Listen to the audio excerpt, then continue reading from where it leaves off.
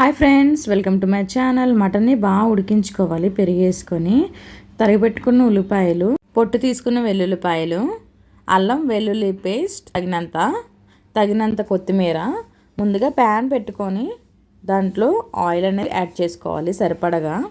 అది కొంచెం వేడెక్కిన తర్వాత ఈ వెల్లుల్లిపాయలు పొట్టు తీసి అందులో వేసుకొని అవి కొంచెం దూరగా వేపాలి ఫ్రెండ్స్. ఎందుకంటే బాగా ఫస్ట్ వేస్తేనే బాగా వేగుతాయి అనమాట.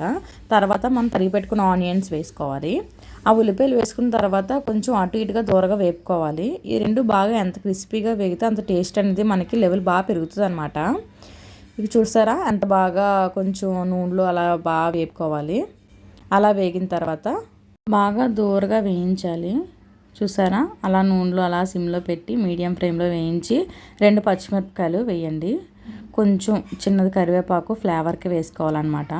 ఇది కొంచెం బాగా క్రిస్పీగా వేగేంత వరకు దూరగా వేయిస్తూ ఉండాలి. అలాగా ఆయిల్లో అలా దూరగా వేయిస్తే ఇవన్నీ క్రిస్పీగా చాలా బాగా వేగుతాయి అన్నమాట. తగినంత సాల్ట్ ఇప్పుడు వేసేసుకోవచ్చు. అప్పుడు బాగా అనేది మనకి క్రిస్పీనెస్తో వేగుతాయి అన్నమాట. తర్వాత అల్లం వెల్లుల్లి పేస్ట్ వేసుకోవాలి. కొంచెం దూరగా వేపుకోవాలి. పచ్చివాసన అంతా పోయేటట్టు బాగా వేపుకోవాలన్నమాట. చూసారా ఆయిల్ ఎంత బాగా వేగుతుందో. ఇప్పుడు తగినంత కొత్తిమీర యాడ్ చేసుకోండి అందులోనే. అది కూడా కొంచెం అటు ఇటుగా కలుపుకొని తర్వాత మనం కారం అనేది యాడ్ చేసుకోవాలి సరిపడగా. కారం అనేది యాడ్ చేసుకొని కొంచెం అది కూడా పచ్చివాసన పోయేంత వరకు అటు ఇటుగా కొంచెం దూరగా వేయించుకోవాలి. కొంచెం వాటర్ అనేది యాడ్ చేసుకోవాలి మనకి.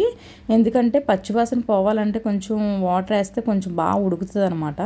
ఉడికిన దాంతో మనకి పచ్చివాసన అనేది పోతుంది. ఇప్పుడు ఉంచుకున్న మటన్ ఉంది కదండి, ఆ మటన్ అనేది అందులో యాడ్ చేసుకోవాలి. కొంచెం బాగా మసాలా కారము అంతా బాగా ఇంకేలాగా అటు ఇటుగా బాగా కలుపుకొని దగ్గరగా మీడియం ఫ్లేమ్లో పెట్టుకోండి, లేదంటే మాడిపోతుంది ఫ్రెండ్స్. కొంచెం బాగా దగ్గరగా అయ్యేంత వరకు చక్కగా బాగా వేపాలి. ఒక 5 మినిట్స్ 10 మినిట్స్ వరకు అలా దూరగా వేయించుకోవాలి. అప్పుడు మనకి మటన్ ఫ్లేవర్ అనేది వస్తుంది. ముందుగా ఉడకపెట్టుకున్నాం కాబట్టి మటన్ కొద్దిగా వాటర్ అనేది వేసుకుంటే మనకు సరిపోతుంది. కొంచెం బాగా గ్రేవీ కింద దిగుతుంది, థిక్నెస్గా వస్తుంది అనమాట. కొంచెం అలాగా కలిపేసి కొంచెం బాగా కొత్తలాడుతూ ఉడికేంత వరకు ఉంచాలి. ముందుగా మటన్ ఉడికిపోయింది కాబట్టి మనకి పర్వాలేదు. లేదనుకుంటే మటన్ ఇలా కూడా మనం విజిల్ పెట్టుకొని ఉడికించుకోవచ్చు. అది లేత మటన్ బట్టి ముదన మటన్ బట్టి ఉడికించుకోవాల్సి ఉంటుంది. చూడండి ఫ్రెండ్స్, లాస్ట్ అవుట్ఫిట్ ఎలా వచ్చిందో. ఈ మటన్ కర్రీ రెడీ అయిపోయిందనమాట. ఇప్పుడు ఒక బౌల్లో తీసి సర్వ్ చేసుకుంటే మటన్ కర్రీ రెడీ.